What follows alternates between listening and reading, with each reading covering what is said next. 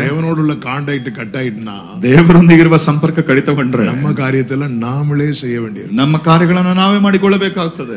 ஆதாமும் இலையினால ஒரு வஸ்திரம் போடுறாரு. ಆದಾಮನ ಎಲೆಯಿಂದ ಒಂದು ವಸ್ತ್ರ ஏவாளும் போடுறாங்க.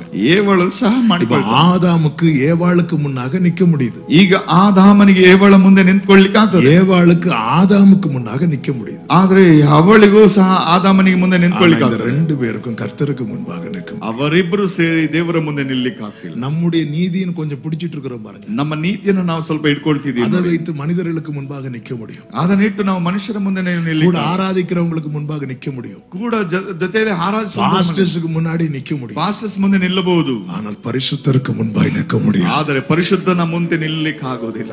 இவங்க தப்பு பண்ணது ஆண்டவருக்கு தெரியுமா தெரியாது? ಇವರು ತಪ್ಪು ಮಾಡಿದ್ದು ದೇವರಿಗೆ ಗೊತ್ತುಂಟಾ ಇಲ್ವಾ? கண்டிப்பா தெரியும். ಖಂಡಿತವಾಗಿ ಗೊತ್ತಿದೆ. தெரிஞ்சும் தேடி வந்தார் பாத்தீங்களா? ಗೊತ್ತಿದ್ರು ಸಹ ಅವರನ್ನ ಹುಡುಕಿಕೊಂಡು ಬಂದ್ರಲ್ಲ, ಅದುವೇ ದೇವರು. உம்மை போல் என்னை நேசிக்க ஒருவரும் இல்லை, நேசித்தவரில் இதுபோல் அன்பை இன்னும் காணவில்லை.